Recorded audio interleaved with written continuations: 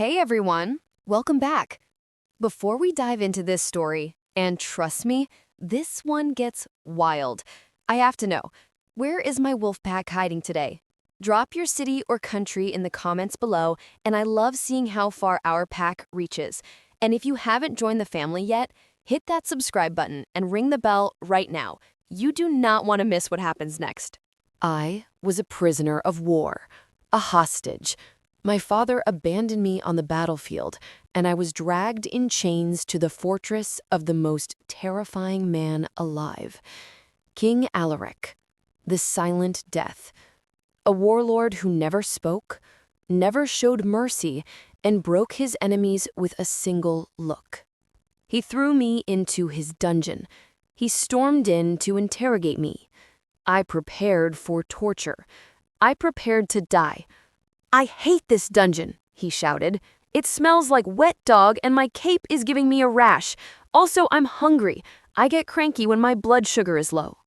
I've stared at him. The Silent Death was complaining about a rash?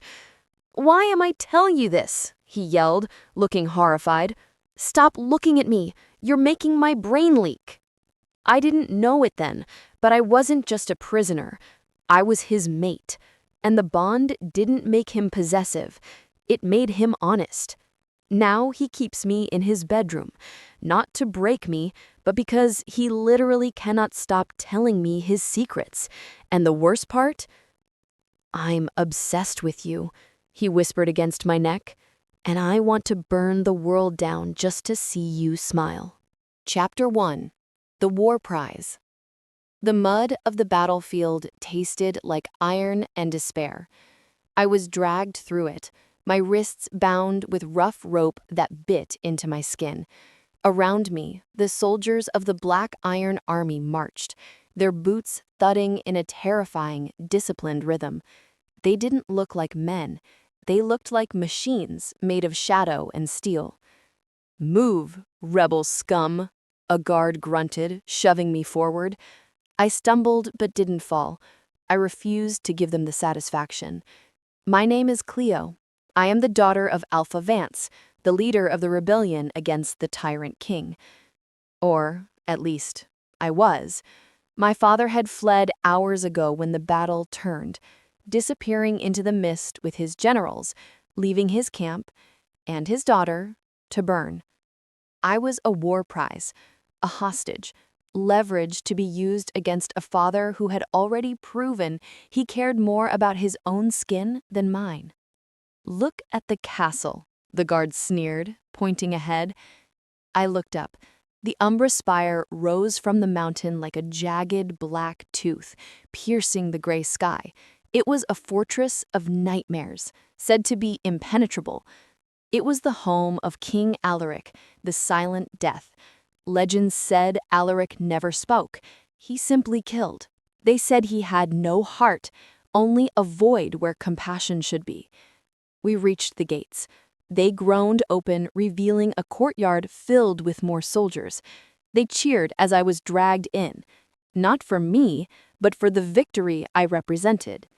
"Bring the prisoner to the dungeon," a deep voice commanded from a balcony above. I looked up, squinting through the rain. A figure stood there, wrapped in a heavy fur cloak, his face obscured by a helmet. Even from this distance, his aura was suffocating. It felt like the air pressure had dropped, making my ears pop. King Alaric. I didn't cower. I stared right back at him. I had decided hours ago, when my father abandoned me, that I was done being afraid. Fear required hope, and I had none. If I was going to die, I was going to die bored. "Move!" The guard yanked my chain, dragging me toward the dark maw of the dungeon entrance. The descent was long and damp. The air grew colder with every step, smelling of mold and old misery. I was thrown into a cell at the very bottom, a small stone box with a single barred window too high to reach. The door clanged shut. "Enjoy your stay, princess. The king will be down to break you soon." "He can try," I muttered to the empty room. I sat on the damp straw mattress, hugging my knees. I waited. I expected torture. I expected pain. I expected the silent death to come in with knives and fire. Hours passed. The torch in the hallway flickered and died, plunging me into semi-darkness. Then, footsteps. They were heavy, deliberate steps, the sound of authority. The lock turned, the door creaked open. A man stepped in. He was massive, filling the small space. He wore black armor that seemed to absorb the dim light. He removed his helmet, revealing a face that was startlingly young but hard as granite. Dark hair, sharp jaw, and eyes that glowed with a faint, dangerous silver light. King Alaric. I didn't cower. I stared right back at him. I had decided hours ago, when my father abandoned me, that I was done being afraid. Fear required hope, and I had none. If I was going to die, I was going to die bored. Are you going to kill me or just breathe all my air? Alaric blinked. His mouth opened. He looked like he was fighting a physical battle with his own jaw. I hate this dungeon, he blurted out. His voice was deep, rough, and sounded incredibly annoyed. It smells like wet dog, and my cape is too heavy. It's giving me a rash on my neck. Excuse me? Alaric looked horrified. He slapped a hand over his mouth, his eyes wide. I didn't mean to say that, he muffled into his glove. You have a rash? I asked, confused. He lowered his hand slowly. He looked at me, then at the wall, then back at me. He took a deep breath, trying to regain his composure. He puffed out his chest, trying to look scary again. I am King Alaric, he declared, pointing a finger at me. And I really need a sandwich. I haven't eaten since dawn, and I get cranky when my blood sugar is low. He froze again. He looked at his own treacherous mouth with pure betrayal. I stared at the most feared warlord in the world. Are you okay? I asked. No, he shouted, backing up until he hit the door. Stop looking at me. Why am I telling you this? He fumbled for the door handle, got it open, and practically ran out of the cell, slamming it behind him. Guard, he yelled from the hallway. Get me a sandwich and some ointment. I sat there in the dark, stunned silence. What? I whispered to myself. Chapter 2. The Silent King. The dungeon was silent again, but my mind was screaming. I had expected a monster. I had expected pain. I had not expected a king who complained about his rash and his blood sugar. Maybe it was a tactic, a psychological game.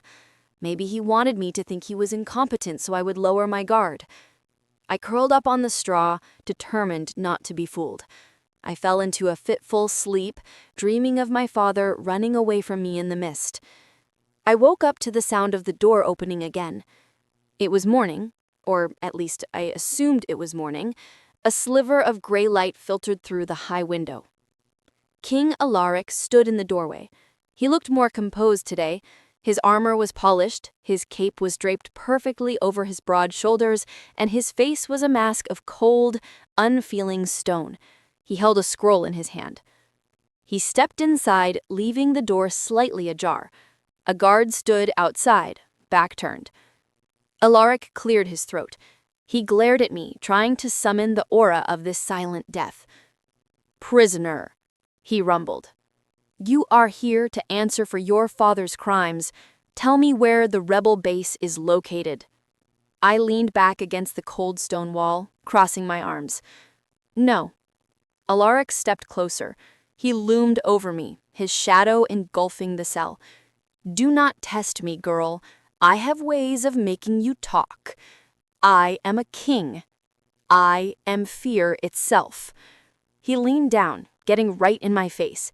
His eyes were silver fire. It was terrifying. My boots are too tight. I think I ordered a size too small because I wanted my pinky toe to look elegant, but now my pinky toe is numb and I want to cry. I stared at him. He stared at me. The silence stretched, heavy and awkward. Your pinky toe, I asked slowly. Alaric squeezed his eyes shut. He looked like he was in physical pain. Yes, he admitted through gritted teeth. And this armor chafes my nipples. It's terrible design. I should fire the blacksmith. He opened his eyes. They were panicked. Stop doing that, he shouted at me. Doing what? I asked, raising my hands. I'm literally just sitting here. You're making me talk, he accused, pacing the small cell. I never talk. I am the silent death. I brood, I kill. I do not discuss my nipples with prisoners. I didn't ask about your nipples, I pointed out. I know, he yelled, throwing his hands up. It's just like my brain is leaking out of my mouth. He stopped pacing and looked at me. He looked genuinely distressed. You did something, he whispered, squinting at me. Are you a witch? I'm a werewolf, just like you, except I don't whine about my shoes. Alaric growled. It was a good growl. Deep, animalistic, threatening. I do not whine, he snarled. I express valid ergonomic concerns. I laughed. I couldn't help it. I snorted. A laugh bubbled up in my chest, the first one in months. Valid ergonomic concerns. Okay, Your Majesty. Alaric looked at me laughing. His expression softened for a fraction of a second. He looked fascinated. You have a nice laugh, he said abruptly. It sounds like bells. I hate bells, but I like your laugh. Wait, why did I say that? He slapped his hand over his mouth again. I'm leaving, he announced through his fingers. I'm going to go sit in my throne room and not speak for 3 hours to recalibrate. He turned and marched out of the cell. He slammed the door so hard dust fell from the ceiling. I sat there, staring at the wood. He likes my laugh, I whispered to the empty room. My father hadn't complimented me in 10 years, and the enemy king just told me he liked my laugh while complaining about his tight shoes. I was definitely going to die, but at least it was going to be entertaining. Chapter 3. The Word Vomit. Day 2 in the dungeon brought a new surprise. The guard opened the slot in the door and shoved a tray through. Instead of the stale bread and water I expected, there was a plate of roast chicken, potatoes, and a glass of wine. From the king, the guard grunted, looking confused. He said to tell you it's ergonomic fuel, whatever that means. I took the tray. The chicken was warm. I ate it slowly, savoring every bite. My father's camp had been running on rations for weeks. This was a feast. Just as I finished, the door opened. Alaric was back. He wasn't wearing the armor today. He was wearing a black tunic and trousers, looking less like a metal statue and more like a very large, very muscular man. He looked determined. He carried a chair in one hand and a notebook in the other. He set the chair down in the middle of the cell and sat on it, staring at me. Okay, he said. I have meditated. I have centered my chi. I am in control. Good for you, I said, wiping grease from my mouth. We are going to do this properly, Alaric stated. I am going to ask you questions. You are going to answer, and I am not going to say anything personal. Go ahead, I challenged. Where is Alpha Vance hiding? Alaric asked. I don't know. He didn't tell me his escape plan. He just left. Alaric narrowed his eyes.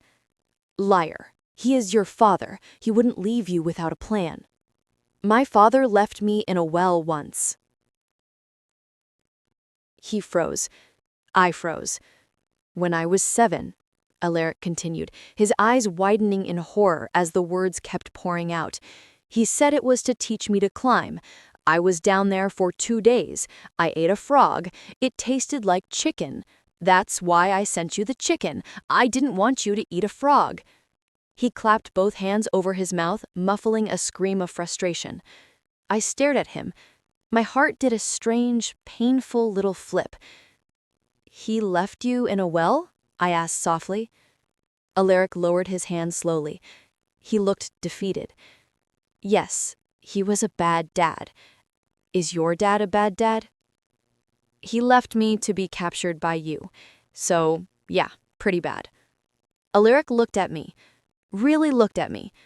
The silver light in his eyes swirled. I'm glad he left you, Alaric said. Excuse me? I bristled. Because if he hadn't, Alaric said, his voice dropping to a low, intense rumble, I wouldn't have met you, and I really like looking at you. You have very symmetric eyebrows. Symmetry is important to me. He groaned and buried his face in his hands. Oh my God, I sound like a stalker. Stop me, please stop me. You think I have symmetric eyebrows? I asked, fighting a smile. Alaric looked up through his fingers. Yes, and your eyes are the color of the ocean before a storm. I've never seen the ocean, but I read about it in a book. I like books. Do you like books? He stood up and started pacing the cell, waving his arms. I have a huge library. It has 3,000 books. I haven't read half of them because I'm busy invading countries, but I want to. Sometimes I hide in there when my advisors are being annoying. General Drax breathes really loud through his nose, and it makes me want to punch him. He stopped in front of me, panting slightly. I just told you my general's name. He realized. Drax, I nodded, and that he's a mouth breather. That is classified information, he yelled at the ceiling. What is wrong with me? He looked down at me. He looked terrified, not of me, but of himself. You are doing this. You are pulling it out of me. Why? I don't know, I said honestly. I'm just sitting here. Alaric stared at me for a long moment. Then he grabbed his chair. I can't be in here. The acoustics are bad. It's making me talk. I'm moving you. Moving me? I asked. To where? Another cell? No, Alaric said, kicking the door open. To my room. I need to keep an eye on you. If you're a witch, I need to be close to stop you from witching. You want to put the enemy prisoner in your bedroom? I asked skeptically. That seems like a tactical error. It is, Alaric agreed loudly. It is a terrible idea, but I'm going to do it anyway because I don't want you to sleep on straw anymore. Straw is itchy. He grabbed my arm and hauled me up. Come on, and don't look at my butt while we walk up the stairs. I looked at his butt. It was a very nice butt. No promises, I muttered. Chapter 4. The Relocation. The walk from the dungeon to the royal wing was long, awkward, and informative. Alaric didn't let go of my arm, but his grip wasn't painful. It was firm, guiding. Every time we passed a guard, they snapped to attention, terrified of their king. They didn't hear what he was whispering to me. That's Guard Miller, Alaric whispered as we passed a stoic soldier. He knits socks in his spare time. I wear them when it's cold. Don't tell anyone. That tapestry is ugly, he pointed out a few feet later. My aunt made it. It's supposed to be a battle scene, but it looks like a fruit salad explosion. By the time we reached the top of the Umber Spire, I knew more about the castle's interior decorating flaws than I did about the war. We stopped in front of a massive set of double doors made of dark ironwood. This is it, Alaric said solemnly. The royal suite. No one enters here, but me, and the cleaning lady Martha. She's terrifying.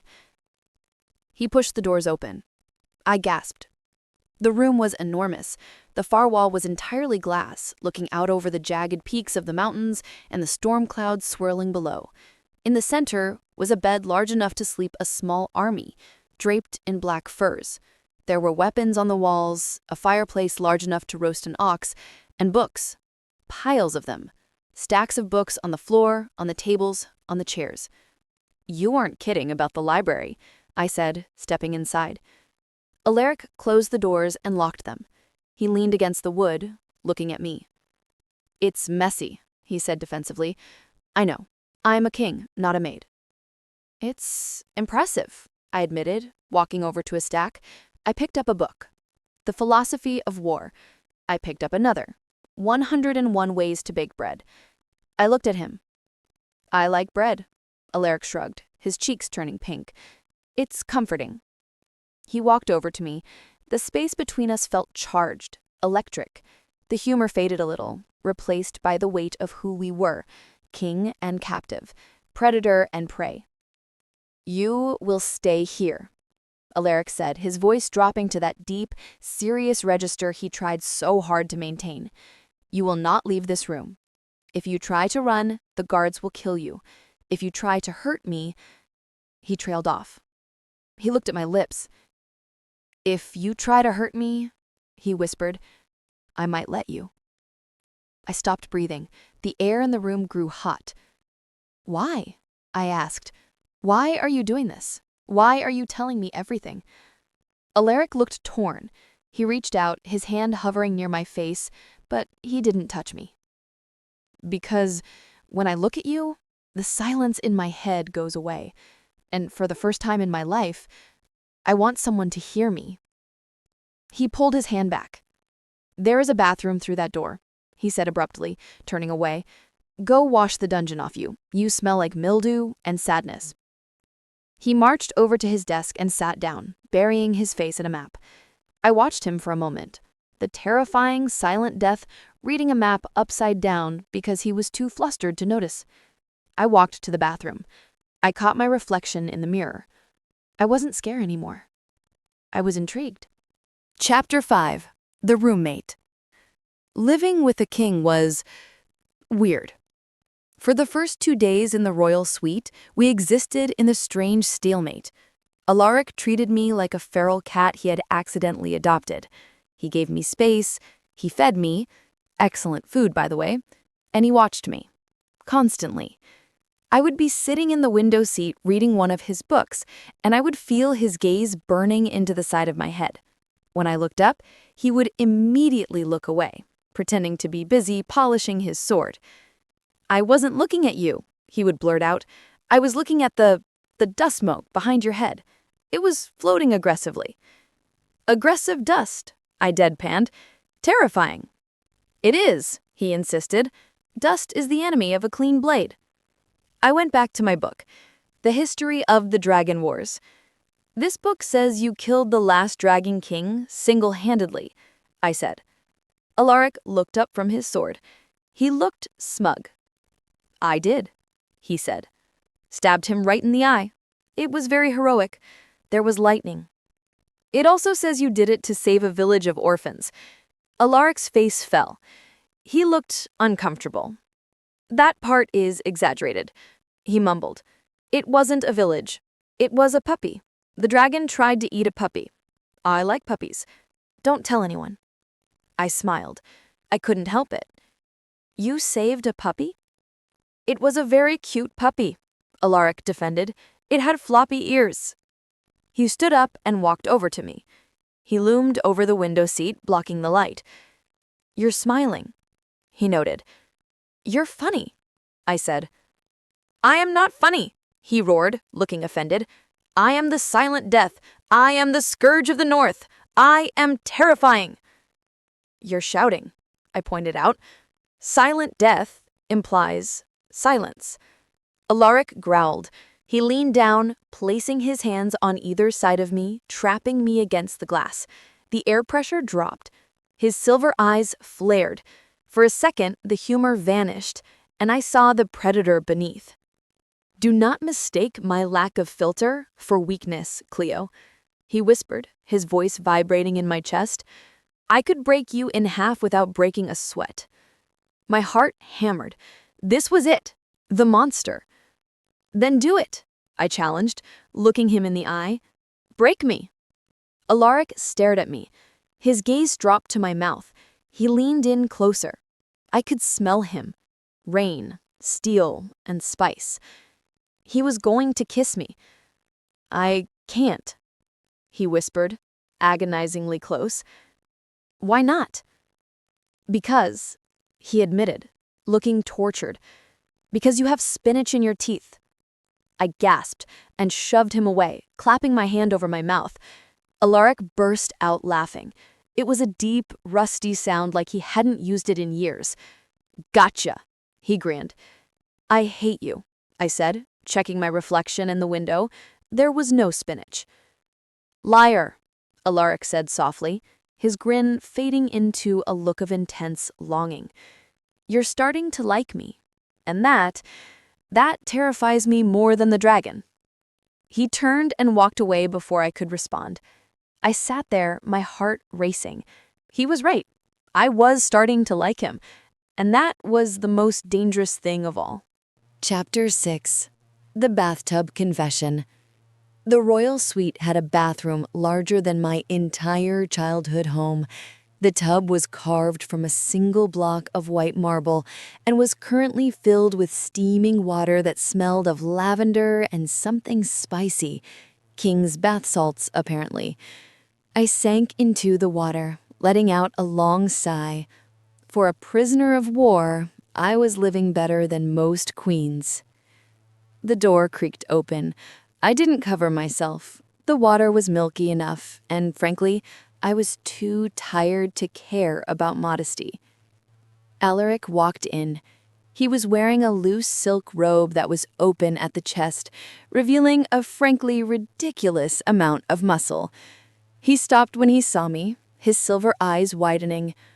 "Oh," he said, "you're wet." "That is how baths work," I deadpanned. Alaric cleared his throat, trying to look commanding. He marched over to the counter and picked up a jar of cream. "I came to seduce you," he announced, his voice deep and serious. "I was going to loom in the doorway and look mysterious and dangerous until you were overwhelmed by my raw animal magnetism." I snorted. "How's that going for you?" Alaric slumped against the counter. "Terrible. Now that I'm here, I just want to tell you that I'm afraid of drowning." I sat up straighter, water sluicing off my shoulders. "What?" "It's embarrassing," Alaric whispered, staring at the water in the tub with genuine distrust. "I can swim. I'm a very strong swimmer, but deep water freaks me out. I think there are monsters in it, which is ironic because everyone says I'm a monster." He looked at me, his eyes vulnerable. "Do you think I'm a monster, Cleo?" The question hung in the steam-filled air. I looked at the warlord who was currently pouting about bathwater. "I think you're a weirdo," I said honestly, "but you haven't killed me yet, so the jury is out." Alaric looked relieved. "I'll take weirdo. Weirdo is better than tyrant. My mother used to call me Little Storm Cloud. She had terrible nicknames." He walked over to the tub. He didn't try to touch me. He just sat on the edge, dipping one finger into the water. "My mother left when I was 10, he said softly. "She said the castle was too cold. I think she just didn't like my father. He was difficult." "My father is difficult too," I offered. "He thinks feelings are a weakness." "Same," Alaric agreed. "We should start a club. The Bad Dad Survivor Group. We could have t-shirts." I laughed. It was a real laugh this time. Alaric smiled at the sound, that same fascinated look returning to his face. "You should finish your bath before the water gets cold. I hate cold water. It makes my toes shrivel." He practically ran out of the room. I sank back into the water, shaking my head. The silent death was afraid of drowning and wanted to make t-shirts.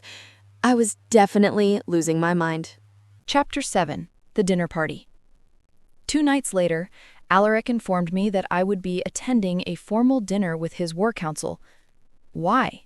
I asked as I struggled into the gown he had provided, a stunning emerald green silk that hugged every curve. "Because General Drax keeps asking why I haven't executed you yet," Alaric said from the doorway. He was wearing a formal black tunic with silver embroidery. He looked devastatingly handsome. "And I need to show them that you are useful. So look smart, but not too smart. Drax hates smart women." The dinner hall was long, dark, and filled with men who looked like they ate rocks for breakfast. General Drax sat at the king's right hand. He was a bald, scarred wolf with eyes like flint. I sat on Alaric's left. The tension was palpable. Drax glared at me with open hostility. "My king," Drax rumbled, "is it wise to have the prisoner at the table? She could be poisoning the wine." Alaric took a sip of his wine. "It's fine, Drax. The wine is excellent." Then he leaned toward me. His lips brushed my ear. "Drax is wearing a corset," Alaric whispered.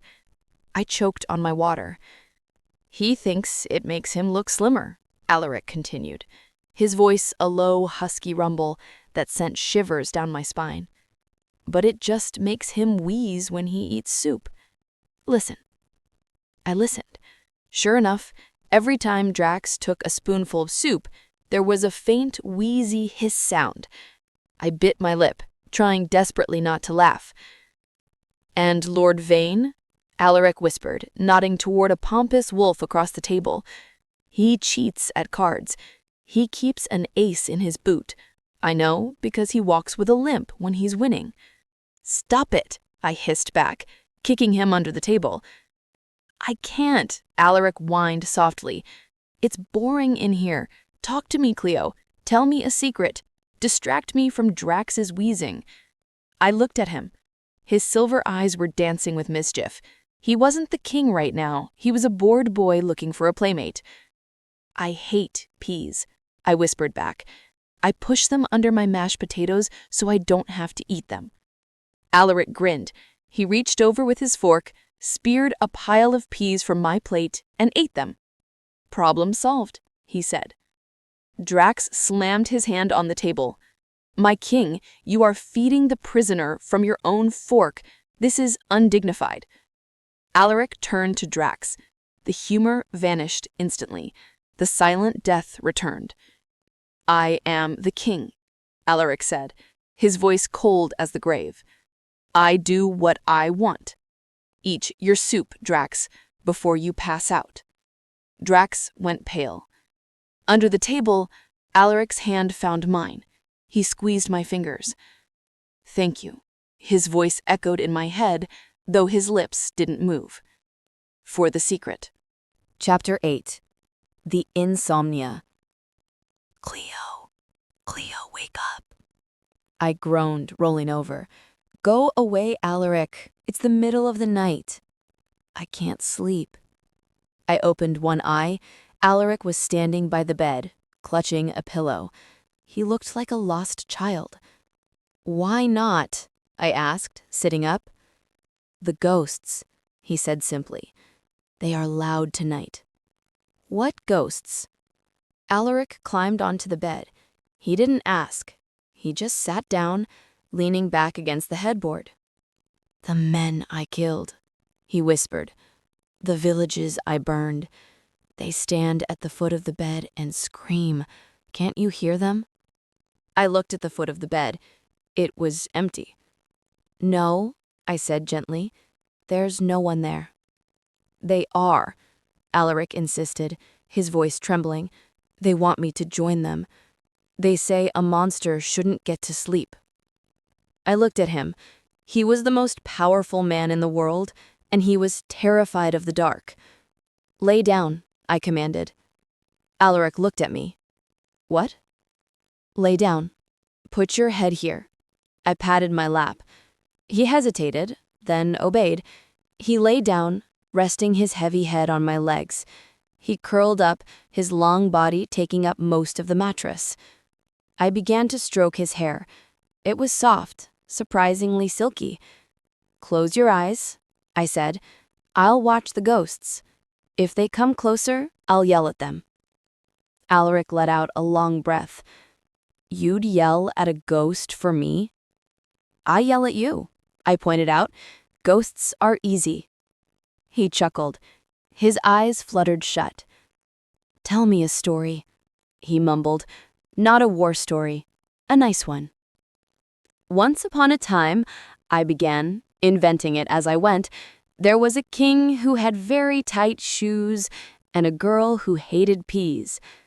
Alaric was asleep before I finished the first sentence. I stayed awake for a long time, watching him sleep, realizing with a sinking feeling that I wasn't guarding him from ghosts. I was guarding him from himself. Chapter 9. The Escape Attempt. The next morning, Alaric was gone when I woke up. I felt unsettled. The intimacy of the night before hung in the air. I needed space. I needed to remember that I was a prisoner, not a girlfriend. I decided to run. I knew it was stupid. I knew the castle was impenetrable, but I had to try. I had to prove to myself that I still wanted to leave. I stole a cloak from the wardrobe. I slipped out of the room while the guards were changing shifts. I made it down 3 flights of stairs and into the courtyard before I hit a wall.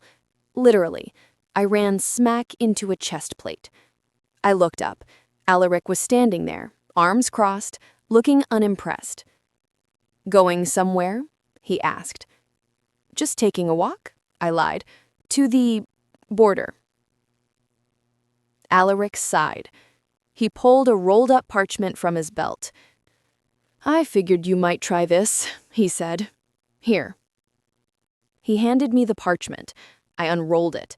It was a map of the castle. "You were taking the east gate," Alaric explained, pointing to the map. "Statistically, that is the worst exit. It has 3 checkpoints and a moat with kinetic eels.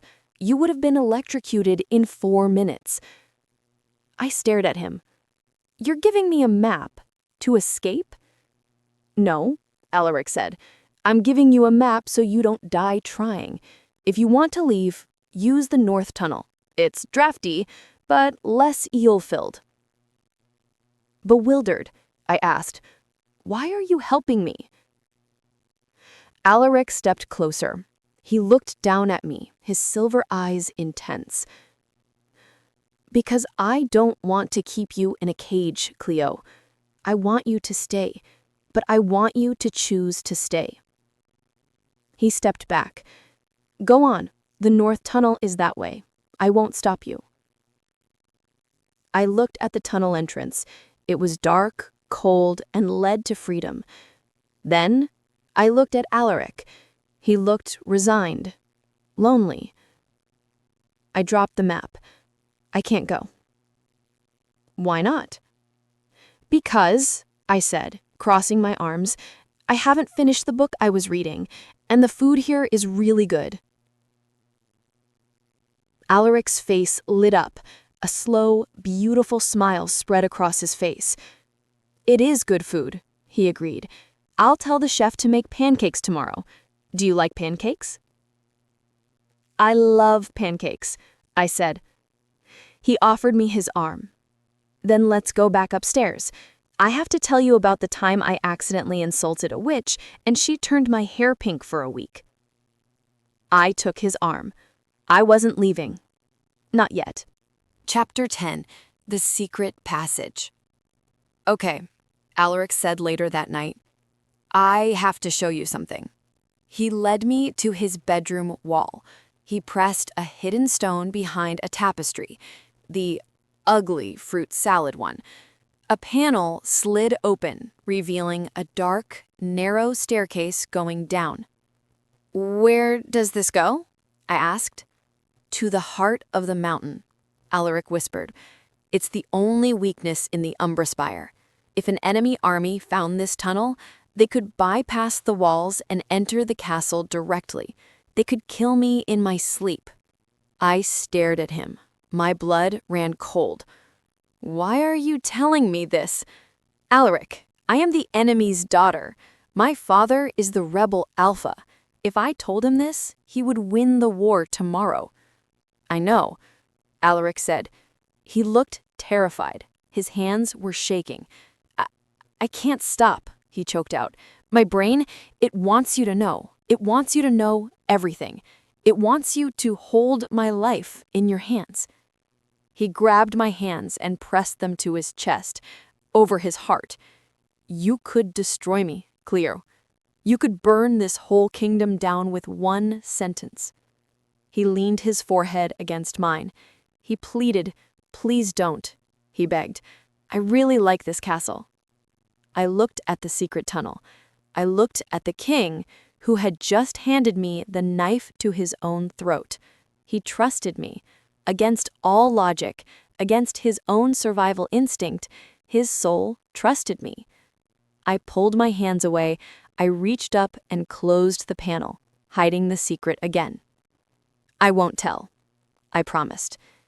Alaric let out a shuddering breath. He pulled me into a hug, burying his face in my neck.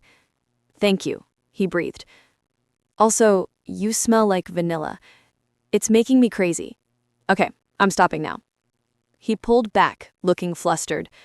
But I wasn't looking at the tunnel anymore. I was looking at him. And for the first time, I didn't see a chatterbox or a warlord. I saw a man who was desperately, terrifically in love with me. And God help me, I was starting to feel the same way. Chapter 11. The Shift. Something changed after the tunnel incident. Alaric stopped complaining about his shoes. He stopped ranting about the ergonomic failures of his throne. Instead, the secrets became darker, more personal. We were in the royal library. I was reading on a chase lounge, trying to ignore him. Alaric was pacing, restless, his usual stoic mask slipping every few seconds. He stopped in front of me. I like the way your hair smells. It smells like rain. It makes me want to bury my face in it and never leave. I looked up, startled. Excuse me? Alaric flushed, but he didn't look away. His silver eyes were intense, burning. And I like the way your dress clings to your hips, he continued, his voice dropping an octave. I spend half the War Council meetings wondering what you're wearing underneath it. Yesterday, I imagined it was lace. Black lace. Was I right? My mouth fell open. My heart started to race. Alaric, I hissed, looking around to make sure the guards weren't listening. You can't say things like that. I know, he groaned, running his hand through his hair. But my brain won't stop. It's moved on from complaining to this. It's like my soul is trying to seduce you against my will. He leaned down, placing his hands on the armrests of my chair, trapping me. The scent of him, steel and spice, washed over me. I want to taste you, he whispered, his gaze dropping to my lips. I want to know if you taste as stubborn as you act. I shivered. It wasn't fear, it was heat. You're ridiculous, I said, my voice sounding breathless even to my own ears. I am a king, he corrected, leaning closer until our noses almost touched. And I am starving. He pulled back abruptly, as if physically restraining himself. I have to go, he said quickly. I'm going to go punch a training dummy until this feeling goes away. He stormed out. I watched him go, my pulse hammering. The silent death wasn't just chatty anymore. He was hungry, and I was starting to wonder what it would be like to feed him. Chapter 12. The Reaction. The dirty talk didn't stop. It escalated. Every time Alaric walked into a room, he would accidentally confess a new desire. At breakfast, I want to feed you strawberries with my mouth. During a strategy meeting, I want to bend you over this map table and rewrite the borders. In the hallway, I hate that guard for looking at you. I want to gouge his eyes out. Is that possessive? It feels possessive. It was overwhelming. It was hilarious, and it was incredibly hot. I found myself provoking him. I wanted to see what else he would say. I wore the tightest dress I could find. I smiled at him across the room. We were in his study. He was trying to sign documents.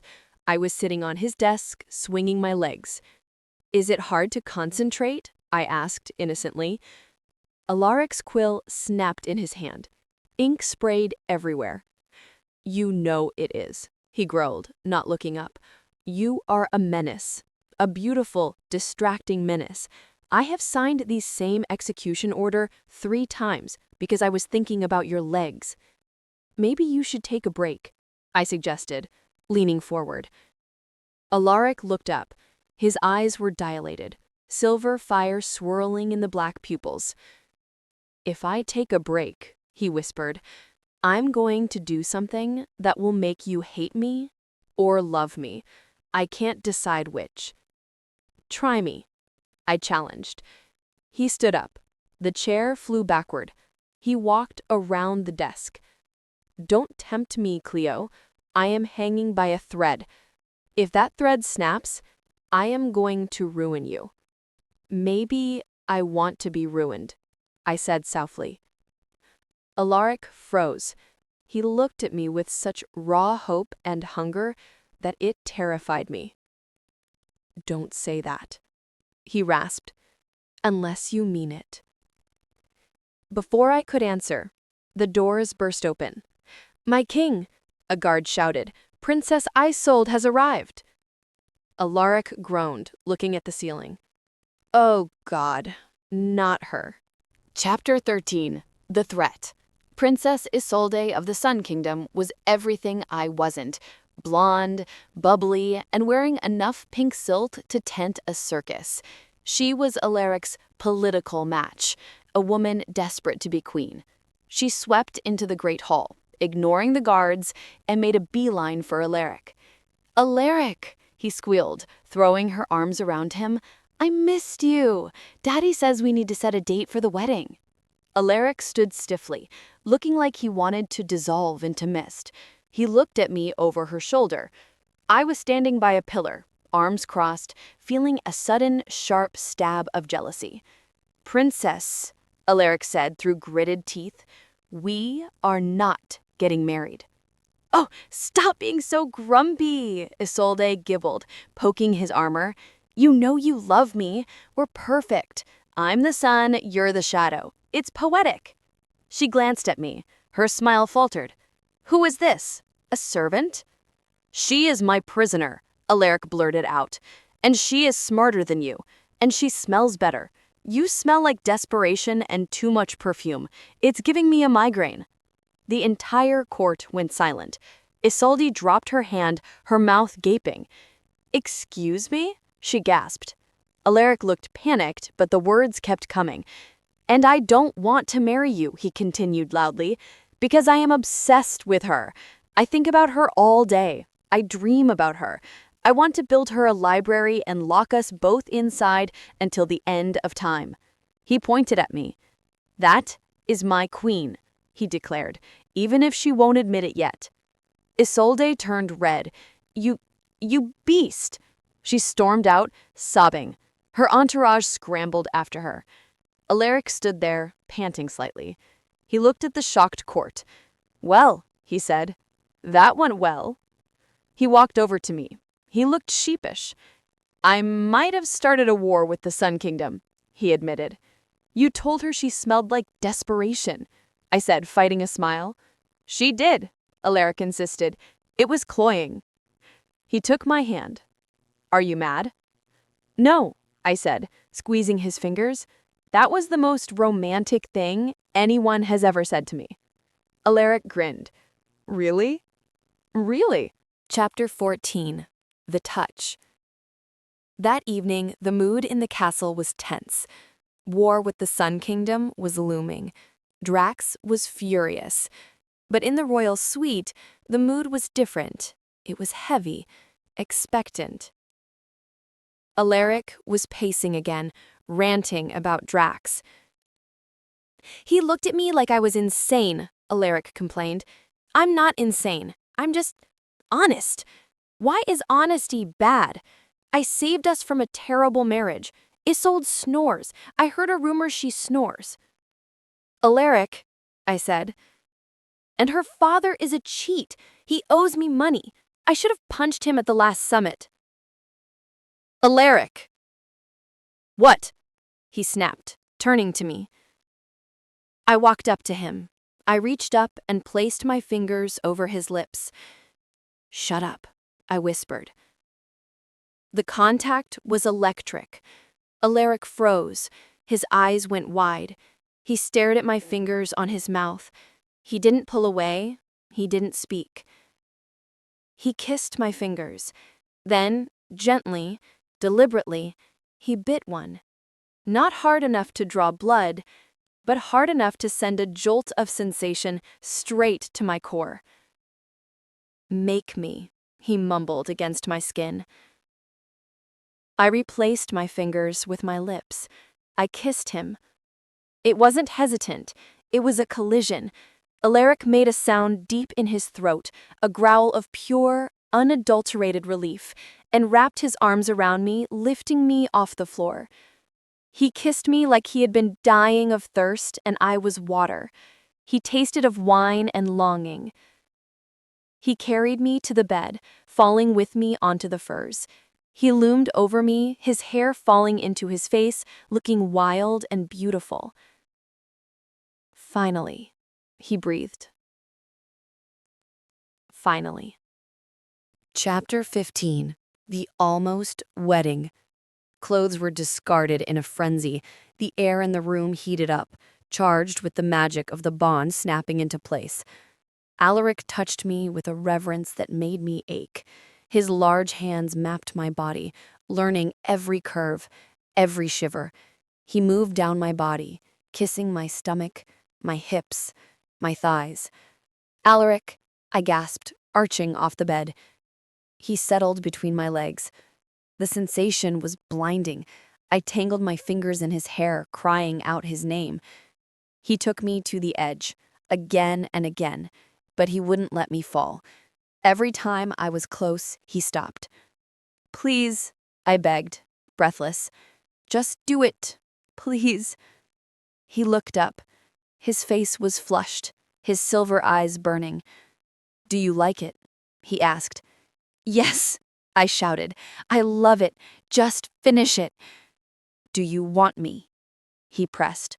"Not just because I'm the king. Not because I'm the only option. Do you want me?"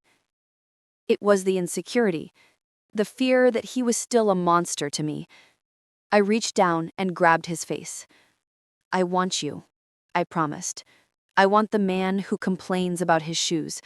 I want the man who saves puppies. I want you, Alaric." He groaned, a sound of pure worship. "Then have me," he growled. He moved back up my body.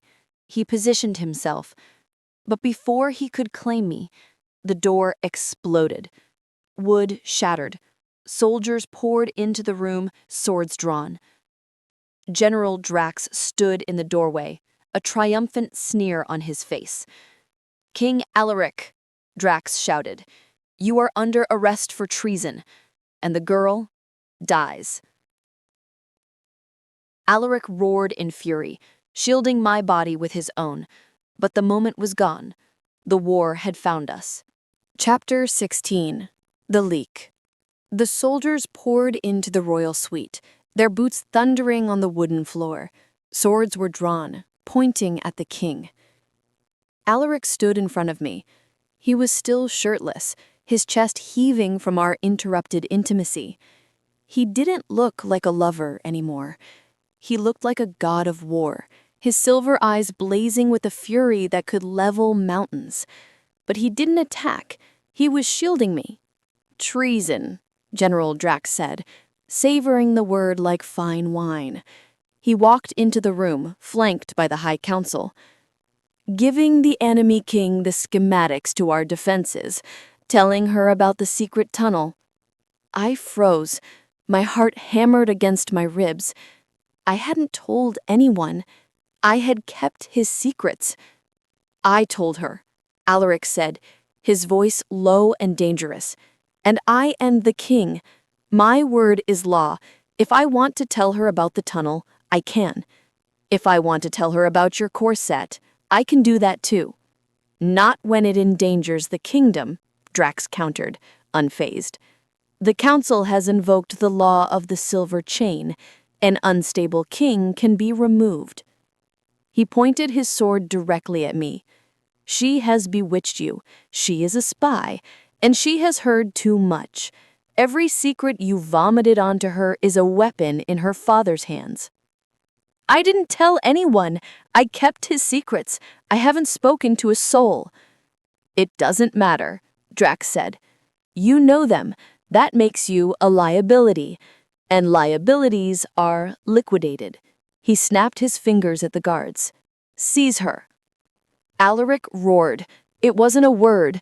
It was a sound of pure, unadulterated fury. He grabbed a heavy iron candelabra from the bedside table and swung it, knocking 3 armored guards backward with a sickening crunch of metal. "Touch her and you die," he bellowed. The room erupted into chaos, but there were too many of them, and Alaric wouldn't leave my side to fight properly. He was fighting defensively, taking blows on his arms and back to keep the blades away from me. He was bleeding. "Stop!" I screamed, tears blurring my vision. "You'll kill him! Stop it!" "Surrender, Alaric," Drax said calmly, signaling his archers in the hallway. They raised their bows, aiming not at him, but at me. "Surrender, or we kill the girl right now." Alaric froze. He looked at the archers. He looked at me. The fire in his eyes died, replaced by a devastating helplessness. "Fine," he snarled. Dropping the candelabra, it clattered loudly on the floor. Chapter 17. The Treason. We were thrown into separate cells. I was dragged back down to the dungeon where I started, thrown into the damp, dark box that smelled of misery. It was colder this time. The straw was damper, and I was terrified. Not for me, for him. I could hear them dragging Alaric to a hearing in the great hall. His shouts echoed through the stone pipes of the castle. "I did it! I told her! Punish me, not her!" Hours passed in silence. I huddled in the corner, shivering, replaying the look on his face when he surrendered. He had given up his crown for me. The heavy iron door creaked open. It wasn't Alaric. It was General Drax. "You have caused quite a mess, little rebel," Drax said, leaning against the doorframe, picking his teeth with a dagger. "Where is he?" I demanded, standing up. "What have you done to him?" "In chains," Drax said, with a smile. "The council has declared him unfit to rule. They say the curse of the mating bond has made him insane." My heart skipped a beat. Mating bond? Drax laughed. It was a dry, dusty sound. "You didn't know? You poor, stupid girl. Why do you think he couldn't stop talking to you? Why do you think he told you his secrets? His soul recognized yours. He was trying to merge with you. It's a biological compulsion." I sat back on the straw, stunned. The oversharing, the obsession, the complaints about his shoes. It wasn't madness. It wasn't just a quirk. It was love. Biological, undeniable love. "He loves me," I whispered. "He is obsessed with you," Drax corrected. "And that is why he must die. A king cannot have a weakness." He threw a bundle of clothes at me, my old clothes, the rags I wore when I was first captured. "Get dressed," Drax ordered. "I am not going to kill you, Cleo. I'm going to use you." "How?" "I'm sending you back to your father," Drax smiled. "You are going to tell him about this secret tunnel. You are going to lead his army right into the castle." "I won't," I said. "I won't betray him." "You will," Drax said, stepping closer. "Because if you don't, I will torture Alaric until he begs for death. Lead the rebels here, let us slaughter them in a trap, and I might let your king live in exile." It was a lie. I knew it was a lie, but I had no choice. Chapter 18. The Escape, for real. Drax marched me to the north gate under the cover of night. The wind was howling, biting through my thin clothes. The guards opened the small postern door. "Go," he said, shoving me into the snow. "Run to your daddy. Tell him the silent death is weak. Tell him the tunnel is open." I stumbled into the cold. I looked back at the massive black silhouette of the Umbra spire. Alaric was in there. Chains. Pain. Alone. I started to run. not away from the castle, but toward the forest where I knew my father's scouts would be hiding. I ran until my lungs burned, until my feet were numb. I ran until I found them.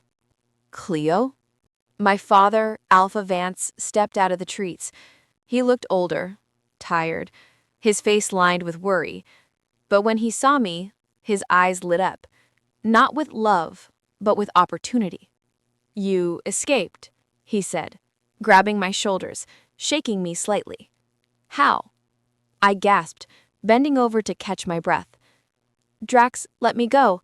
He wants me to lead you into a trap." "A trap?" Vance frowned. "Explain." "He wants you to use the secret tunnel," I said. "He knows I know about it. He thinks you'll walk right into an ambush." Vance smiled. It was a cold, calculating smile that reminded me why I had never trusted him. "Then we will use it," he said. "But we won't walk into a trap. We will send a diversion to the main gate, and the elite team will take the tunnel." He looked at me closely. "Where does the tunnel come out, Cleo? Does it lead to the king's bedroom?" I hesitated. If I told him, he would kill Alaric. But if I didn't, Drax would kill him. "Yes," I whispered, closing my eyes. "It leads to his bedroom." "Good," Vance said, clapping a hand on my shoulder. "Then tonight, the tyrant dies." Chapter 19. The Choice. We marched on the castle an hour later. I walked beside my father. He handed me a knife. "For your honor," he said. "You can strike the first blow." I gripped the handle. I wasn't thinking about honor. I was thinking about Alaric complaining about his pinky toe. I was thinking about him eating my peas to make me smile. I was thinking about the way he looked at me when he said, "That is my queen." We reached the tunnel entrance, hidden in the rocks. My father led the way. We crept through the dark, damp passage. It smelled of earth and old secrets. We reached the panel that opened into the royal suite. "Quiet," my father hissed. He slid the panel open. The room was empty of guards, but not of people. Alaric was there. He was chained to the bedposts, his own bed. He was beaten, bruised, his shirt torn to reveal cuts on his chest. Drax was there too, sitting in Alaric's chair, sharpening a sword. "They're coming," Drax said to Alaric. "Your little girlfriend led them right to us." "She had to," Alaric rasped. His voice was weak but defiant. "She's smart. She knows how to survive." "She betrayed you," Drax sneered. "She chose her blood over your bond." "No," Alaric said, looking at the floor. "She just didn't choose me. That's okay. I'm a lot to handle. I talk too much." I felt a tear slide down my cheek. Even now, bleeding and chained, he was defending me. He was blaming himself. My father stepped out of the tunnel, his sword raised. "General Drax, thank you for keeping him warm for me." Drax spun around. "Alpha Vance, you're early." "I like to be prompt," Vance said. It was a setup within a setup. Drax had invited my father in to kill Alaric, planning to kill my father afterward and take the credit for stopping the invasion. Alaric looked up. He saw me standing behind my father. His eyes widened. He didn't look angry. He looked relieved. He mouthed words. "You're safe." I looked at the knife in my hand. I looked at my father, who was raising his sword to kill the man I loved. I made my choice. I wasn't a Vance. I was a queen. Chapter 20. The Turn. "Dad," I said. Vance paused, glancing back. "What?" "Duck." I didn't stab Alaric. I threw the knife at Drax. It spun through the air and hit him in the shoulder. He roared in pain, dropping his sword. "Cleo!" my father shouted. "What are you doing?" "Saving the idiot who likes my laugh," I yelled. I ran past my father. I sprinted to the bed. Alaric! I reached him. I grabbed the chains. I didn't have a key. The bedpost, Alaric shouted, straining against the metal. The finial unscrews. There's a dagger inside. I hid it because I was paranoid about ninjas. Ninjas? I asked, unscrewing the heavy brass knob. It seemed plausible at the time. I found the dagger. I sawed at the ropes binding his wrists. Traitor! My father screamed. He lunged at me, his sword swinging down. Alaric broke the last rope with a snap of his wrists. He didn't grab a weapon. He grabbed me. He rolled us over, shielding me with his body as my father's sword slashed down, cutting a deep gash into Alaric's back. Alaric roared in pain, but he didn't move. Don't touch her, he bellowed. The power of his voice, the alpha command, hit the room. My father stumbled back, dropping his sword. Drax fell to his knees, clutching his shoulder. Alaric stood up. He was bleeding. He was furious, and he wasn't talking about his feelings. He picked up his sword from the wall. Get behind me, Cleo, he said, and cover your ears. I'm going to be very loud. Chapter 21. The Return. The tunnel was darker than I remembered. Or maybe it was just that this time I didn't have a chatty king to light the way with his neurotic complaints about structural integrity. I moved quickly, my hand trailing along the damp stone wall, counting the steps just as Alaric had accidentally taught me. Behind me, my father's elite soldiers followed in silence, their boots muffled by magic. They thought they were marching to victory.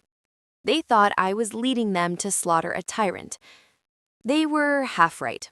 There would be slaughter tonight, but not the kind they expected. We reached the end of the tunnel. The wooden panel that opened into the royal suite was just ahead. I put my ear to the wood. Silence. Not the peaceful kind. The kind that meant something was holding its breath, waiting to scream. Open it, my father whispered, his sword drawn, his eyes gleaming with the anticipation of murder. I pressed the hidden catch. The panel slid back with a soft hiss. The room was empty of guards, but not of people. Alaric was there. He was chained to the bedposts, his own bed. He was beaten, bruised, his shirt torn to ribbons, revealing angry welts across his chest. He was slumped forward, unconscious or dead.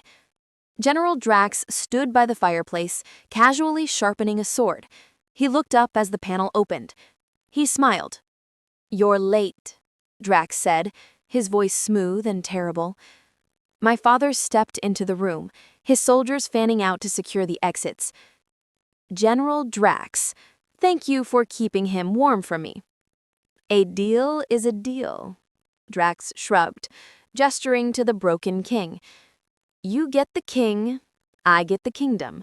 A fair trade for a little betrayal. It was a setup within a setup. Drax had invited the rebels in to do his dirty work so he could keep his hands clean. Alaric groaned. His head lifted. He saw my father, he saw the soldiers, and then he saw me. His silver eyes widened. They weren't filled with betrayal. They were filled with absolute panic. Cleo, run! It's a trap. The floor, I forgot to tell you about the floor. What about the floor? I asked, stepping into the room, ignoring my father's warning hand. The rug, he choked out, straining against his chains. It's slippery. I fell in it last week. Be careful, you could twist an ankle. I stared at him. He was bleeding, chained, and facing execution, and he was warning me about a rug. I looked at my father, who was raising his sword. I looked at Drax, who was smirking. And I made my choice. Dad. Vance paused, frowning. What? Duck. I didn't stab Alaric. I threw the knife I had been given at Drax. It spun through the air and hit him in the shoulder. He roared in pain, dropping his sword. Cleo, my father shouted, what are you doing? Saving the idiot who likes my laugh. I ran past my father. I sprinted to the bed. I didn't have a key. The bedpost, Alaric shouted, struggling against the chains. The finial unscrews. There's a dagger inside. I hid it because I was paranoid about ninjas. Ninjas? I asked, unscrewing the heavy brass knob frantically. It seemed plausible at the time. I found the dagger. I saw it at the ropes binding his wrists. Traitor! My father screamed. He lunged at me, his sword swinging down. Alaric broke the last rope with a snap of his wrists. He didn't grab a weapon. He grabbed me. He rolled us over, shielding me with his body as my father's sword slashed down, cutting a deep gash into Alaric's back. Alaric roared in pain, but he didn't move. Don't touch her, he bellowed. The power of his voice, the alpha command, hit the room like a physical blow. My father stumbled back. Drax fell to his knees. Alaric stood up. He was bleeding. He was furious. And for the first time in weeks, he was silent. He picked up his sword from the wall. He looked at me. He didn't speak. He just pointed to the corner. Stay. Then he turned to the room. The silent death had returned, and he was very, very angry. Chapter 22. The Rescue. The fight that followed wasn't a battle. It was a massacre. Alaric didn't use strategy, he didn't use words, he used pure, unadulterated violence. He moved like a shadow made solid, a blur of black steel and rage. He disarmed my father with a single, bone-shattering blow, knocking him unconscious before he could even scream. He tore through the rebel soldiers as if they were paper dolls, his sword a flashing arc of death. Drax tried to run.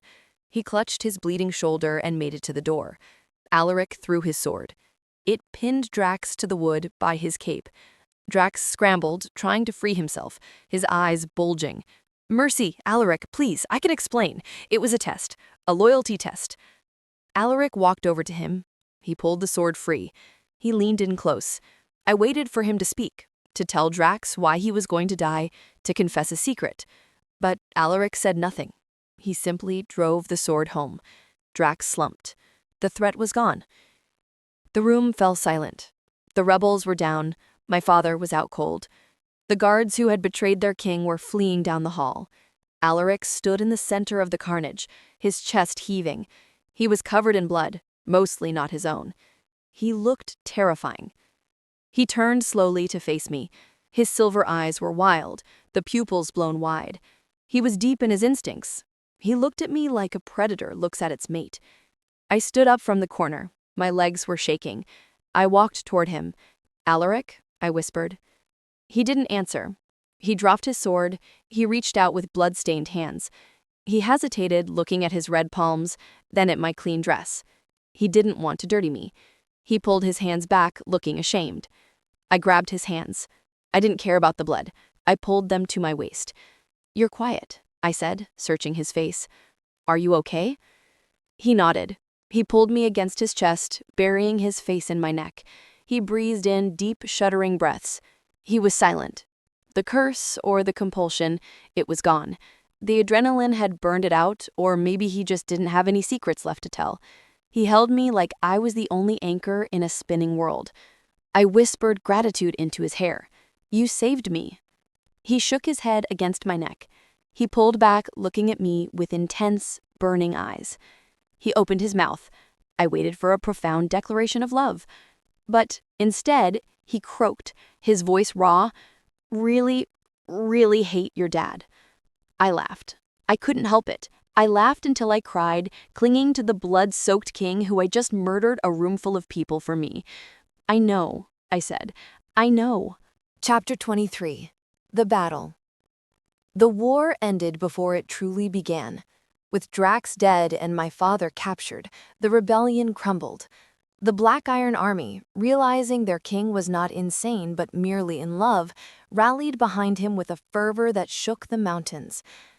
Alaric spent the next 3 days in the infirmary. He refused to let the healers touch him unless I was in the room. They have cold hands, he complained to me while a medic staked his back, and their needles are too big. Tell them to use the small needles. I saw small needles in the jar. They are using the small needles, you big baby, I said, holding his hand. It hurts, he whined. Kiss it better. I am not kissing your back wound, Alaric. That's unsanitary. Kiss my face then. My face doesn't hurt. I leaned down and kissed him. He hummed contentedly, the tension leaving his body. So, I said, pulling back, what happens now? Alaric looked at me. He looked serious. Now, he said, I have to decide what to do with your father. Exile, I said immediately. Send him to the Southern Isles. Let him live, but strip him of his alpha title. Alaric frowned. That is merciful. He tried to kill me. He abandoned you. He's still my father, I said. And if you kill him, I'll have to be sat at his funeral, and I don't have a black dress. Alaric snorted. He stared at me. Then he snorted. Fine, he agreed. Exile. But if he comes back, I'm feeding him to the kinetic eels.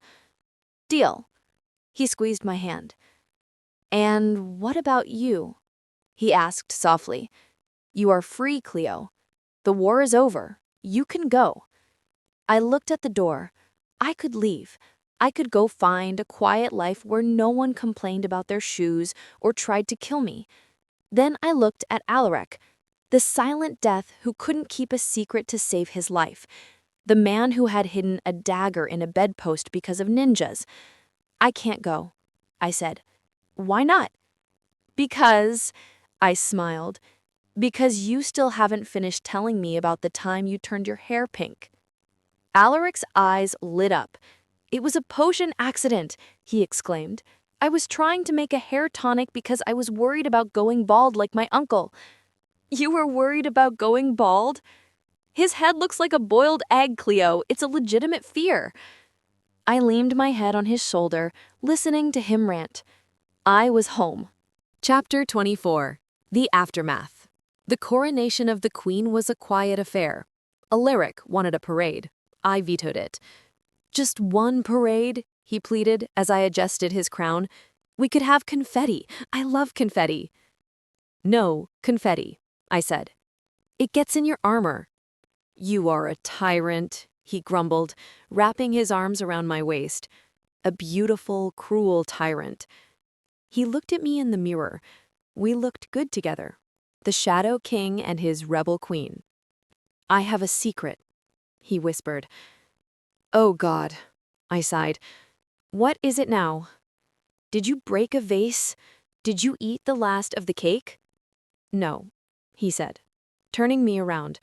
His silver eyes were clear, lucid, and full of love. I love you. I froze.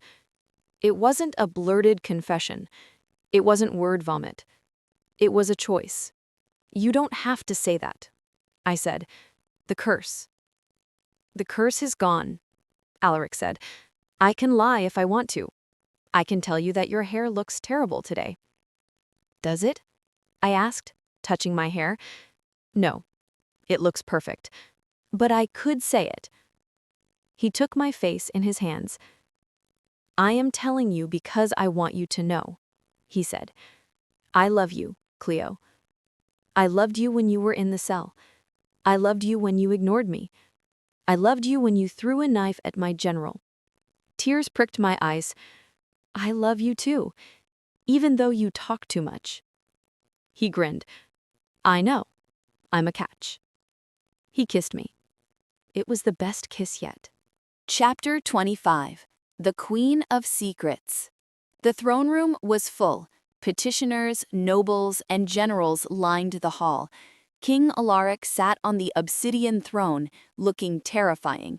His face was a mask of stone. He listened to the complaints of a merchant with stoic silence. I sat beside him on a smaller throne. I was reading a book. The merchant finished speaking. He looked at the king, waiting for a judgment. Alaric didn't speak. He leaned slowly toward me. The entire court held its breath. Was the king about to deliver a death sentence? Was he about to declare war? Alaric's lips brushed my ear. That guy's mustache is crooked, he whispered. It's driving me crazy. Can I ban crooked mustaches? I didn't look up from my book. No. Fine, Alaric sighed, but I'm going to stare at it until he feels self-conscious. He sat back up and glared at the merchant.